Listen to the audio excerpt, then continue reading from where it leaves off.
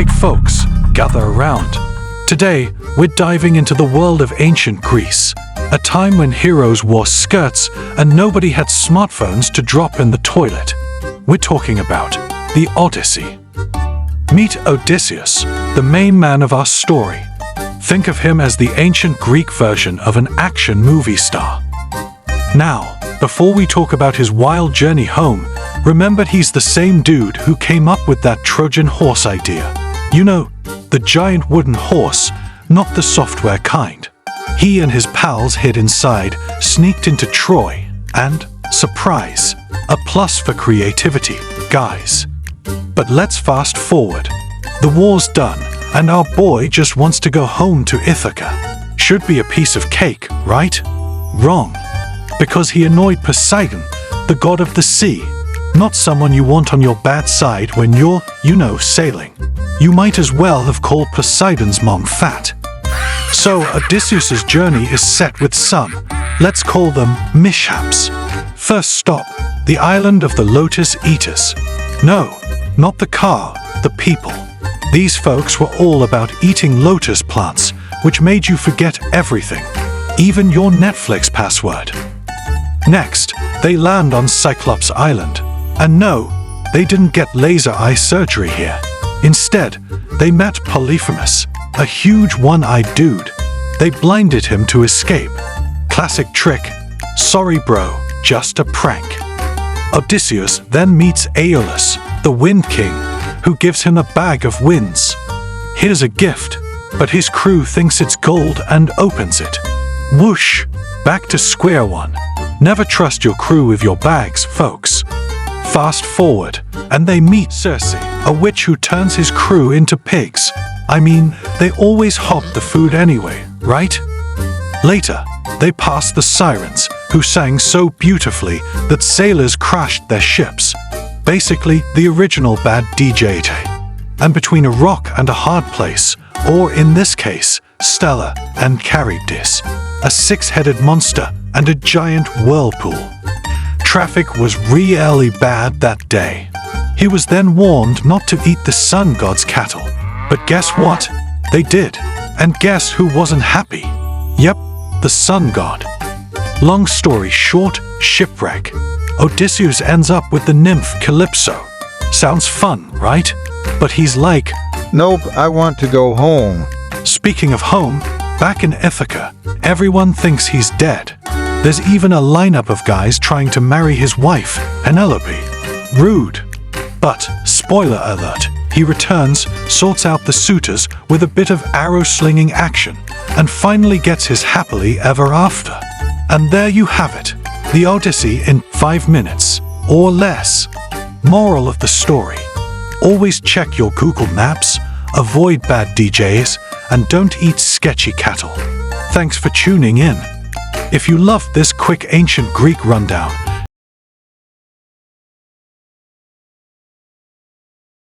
pull up a beach chair, folks. Today, we dive into an epic tale of love, war, and giant wooden ponies. Yup, it's the Trojan War, ancient Greece's juiciest drama. It all began with an apple, not the tech kind, the fairest kind.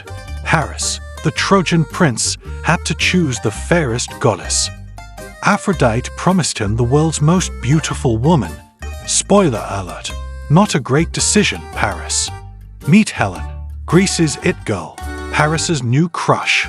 Own the hiccup. She's already married to Menelaus. Uh-oh, talk about swiping left when you should have swiped right. Here's Menelaus's brother, Agamemnon. He rallied the Greeks saying, let's get Helen back. But secretly, he just wanted to expand his empire. Sibling love or power move? You decide. Achilles, the mightiest of Greeks. He's invincible, but rumor is, he's got a teeny tiny weakness in his heel. Who needs armor when you've got heel guards? Now, the Trojans, behind their massive walls, were like, you can't touch us. Little did they know. Enter Odysseus, with a plan brighter than his shiny armor. Let's gift them a giant wooden horse, because who doesn't love surprise gifts, right? Inside the horse, A bunch of Greek soldiers trying hard not to sneeze. Bet they didn't teach that at warrior school. Trojans, thinking they've won, bring the horse into Troy. Party time, they thought, but it was more of, surprise, we're here, kind of night. The Greeks jumped out, gates were opened, and Troy. Well, let's say it was an eventful evening. The war ended, Troy was in ruins and Helen, she went back with Menelaus. All this for an apple and a crush. Makes your last bad dates seem not so bad, huh? So, the next time someone offers you a giant wooden anything, remember, always check the gift horse, or gift horse's belly. Join us in uncovering the past. Subscribe, ring the bell, like, and share for more captivating history videos.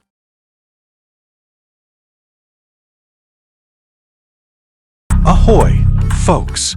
Meet Achilles, ancient Greece's golden boy and world champion in the not-wearing sandals category. Baby Achilles got the ultimate spa treatment from Mom, a dip in a magic river. Made him super strong, except that heel, Mom's grip kinda missed a spot. Growing up, Achilles was that kid, the one who knew all the answers and had ridiculously good hair. Now, prophecies told Achilles he could live a long, boring life or a short, epic one. He chose adventure mode. Soon, he's off to the Trojan War. Think of it as the Olympics, but with more pointy things flying around. Achilles and Big Boss Agamemnon, not besties. They fought over, well, let's call it a disagreement on sharing. Achilles, being dramatic, goes, I'm on break, and sits out of the war, kinda like skipping gym class. But Patroclus, his buddy, borrows Achilles' gear. Cosplaying, they call it today. Wanted to give the team a boost. It didn't go well. Patroclus gets defeated. Think dropping your ice cream, but 100 times sadder. Achilles, not happy. revenge time. Achilles chases Hector. It's like a cat and mouse game, but way more intense. And no cheese. But all legends have their kryptonite. Achilles, that heel. Paris nails it with an arrow. Ouch! Who knew heels could be such a heel? So, our boy Achilles had an epic tale. Strong everywhere, but that one heel. So, always remember, it's okay to have weak spots. Just, maybe wear armor over them.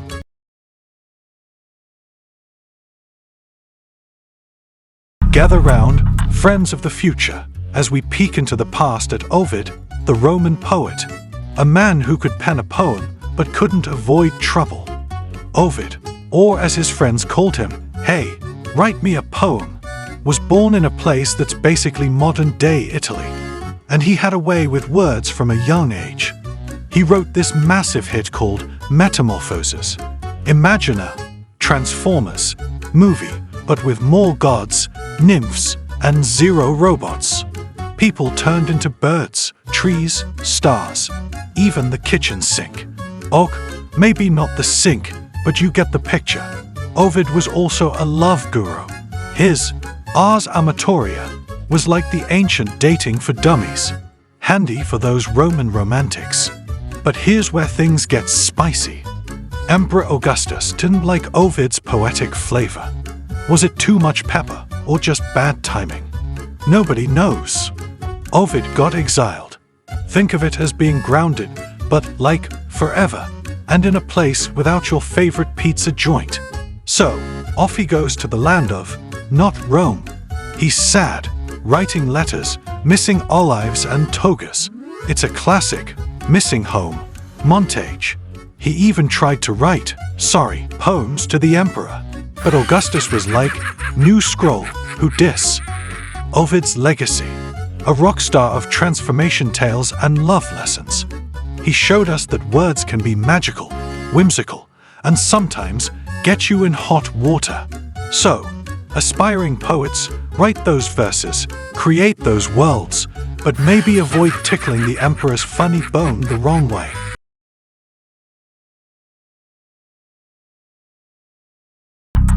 Hello, dear listeners. Ever heard of Circe? Not the car, not the circle, but the enchanting enchantress of ancient times. Let's dive into her magical world. Circe, daughter of the sun god Helios. Not to be confused with those folks selling you some screens at the beach. With flowing hair and a mischievous smile, she's not your typical next-door goddess. Now, the gods and goddesses had their dramas. Think of it as the original reality TV, but without the camera crews. And Circe? Well, she was, let's say, unique. She had a penchant for potions. From love potions, which might have been the ancient tinder, to turning enemies into animals, she had a brew for every mood. Made her angry. You're now a pig. Yep, it happened. Gave her a compliment. Maybe you get a nice brew. Or still turn into a pig. It really depended on her day. Remember our pal Odysseus? Yeah, the guy with the boat problems. Well, his crew, always hungry and curious, stumbled upon Circe's island. Before they could say, "I should have stayed on the boat," boom, they're turned into animals. But hey, free transformation? Some people pay big bucks for that. Odysseus, ever the clever one, gets a tip from Hermes. No, not the brand, the god.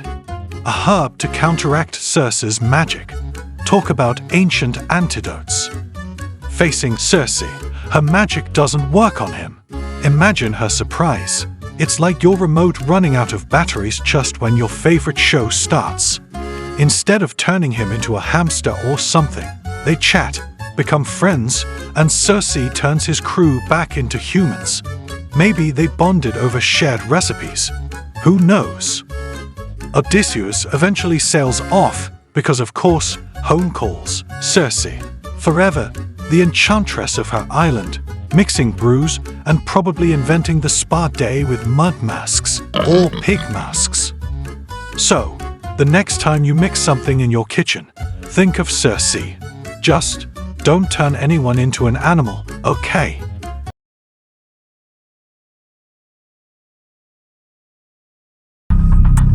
Greetings, history enthusiasts and lovers of the quirky. Ever heard of Scylla? No, not your grandma's favorite pasta. This is a tale with a little more bite. Once upon an ancient time, Scylla was just your regular sea nymph, frolicking in the water and probably enjoying some seaweed smoothies. Enter Glaucus, a sea god. He's like the ancient Aquaman, but without the Hollywood deal. He spots Scylla and thinks, hey, she's cute. But love stories aren't always smooth, folks.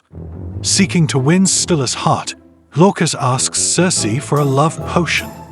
Circe, who has her own crush on Glaucus, thinks, why not make this potion a little spicy? Poor Scylla drinks the potion and, instead of falling madly in love, she becomes, well, just mad. And a six-headed monster. Talk about a bad reaction. Now with 6 heads, each having 3 rows of shark-like teeth, Scylla might have been great at multitasking, but swimming became a tad challenging. She settles between 2 narrow cliffs, opposite another sea monster, Charybdis. And here, my friends, is where sailors faced the original rock and a hard place. Remember our globe-trotter Odysseus? Yep, he had to deal with her too. Choosing between Scylla and Charybdis was like deciding between doing your taxes or going to the dentist. While Charybdis sucked in water creating whirlpools, Scylla was the OG, fast food, enthusiast, grabbing sailors off their ships, fast, convenient, and crunchy. Beyond the legends, some say Scylla was just misunderstood. Maybe she wanted some company or was holding out for a good head massage. Can you imagine the spa bill? Today, Scylla's legacy lives on in the Strait of Messina, where sailors, and now tourists, whisper tales of the 6-headed maiden turned monster. So, The next time you find yourself between a rock and a hard place, think of Scylla. And maybe, just maybe, be grateful you don't have 6 heads arguing about what's for dinner.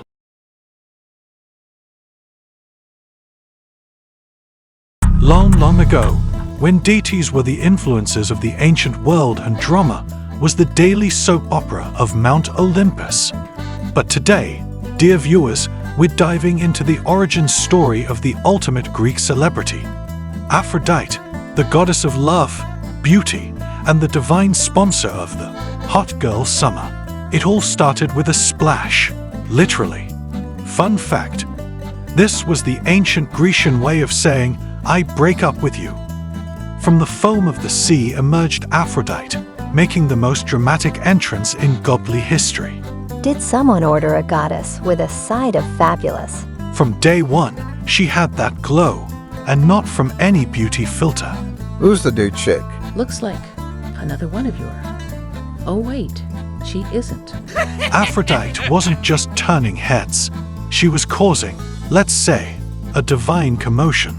Lesson 1. Beauty is power.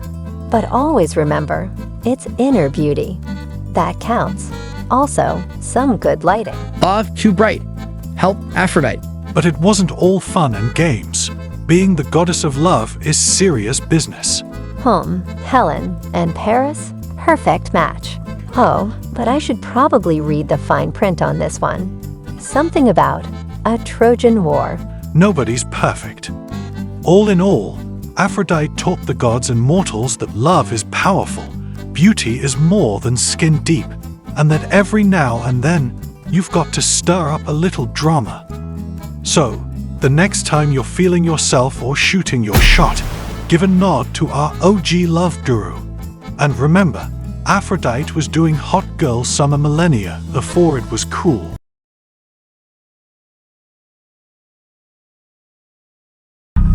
In the ancient land of Greek mixtapes and godly drama, here's the grooviest twins on the block, Apollo and Artemis.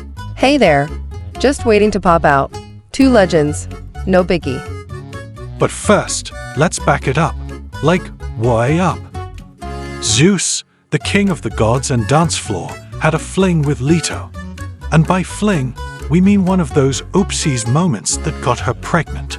Hera, Zeus's main squeeze, was not a fan. She banned Leto from giving birth on solid land because, well, jealousy's a tough look, huh? Who gives birth in the middle of the ocean? This isn't Finding Nemo. Finally, Leto found an island Ortygia, which technically wasn't attached to the earth. Loopholes for the win. Bring it on. First came Artemis. Like a boss, she helped her mom deliver her twin bro next. Dropsmake, or well, liar. Enter Apollo and Artemis, light and night, sun and moon, the OG dynamic duo. Apollo got the grooves and Artemis. She was all about the wilderness. Think of her as the ancient Greek version of a hardcore vegan eco-warrior. Apollo was the god of music, prophecy, healing, and the sun. Mr. Multitasker. The sun's out, and so are the guns. Artemis, goddess of the hunt, wilderness, and childbirth. She was not one to be messed with. Who needs a chariot when you've got eco-friendly transport? Apollo was quite the ladies' man. He tried to woo Daphne, but she was like, I'd rather turn into a tree. Talk about being left on read.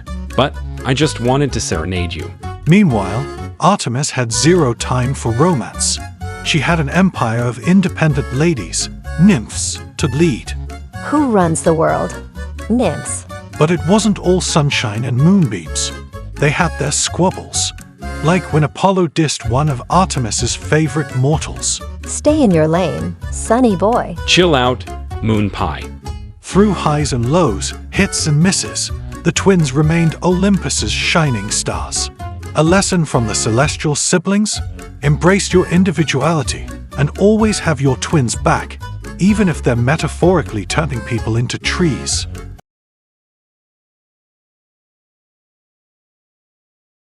In the universe of Greek godly gossip, where family drama could outdo any reality show, comes the mind-blowing tale of Athena.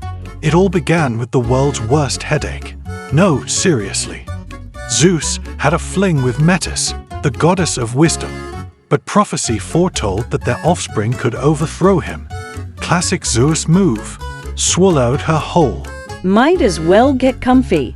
Inside Zeus, Metis got busy crafting a shiny set of armor.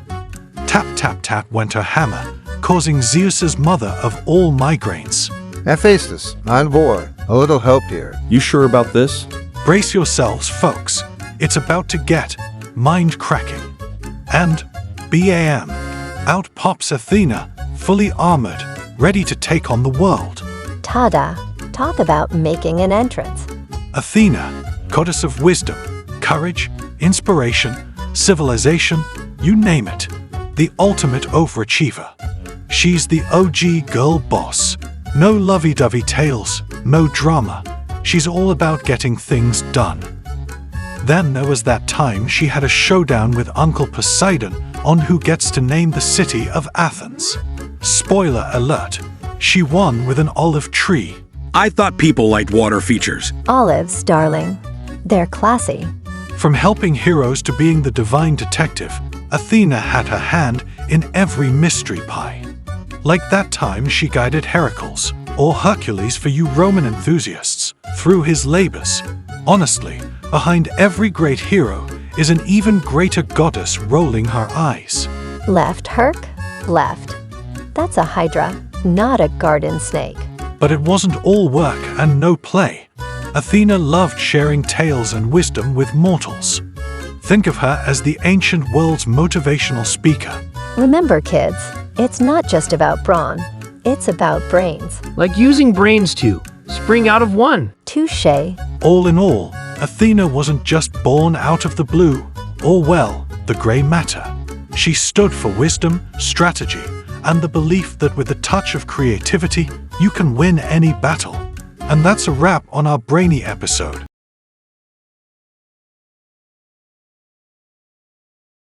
Greek mythology, a land where everyone has a bit of a dark side. But who's the baddest of them all? Let's dig deep. And I mean underworld deep. Who? Me? Evil? Nah. I just run the world's most exclusive underground club. Let's get one thing straight. Hades might rule the underworld, but that doesn't make him evil. It's like calling your basement-dwelling cousin evil. Misunderstood, perhaps. Who's a good boy? Or poise?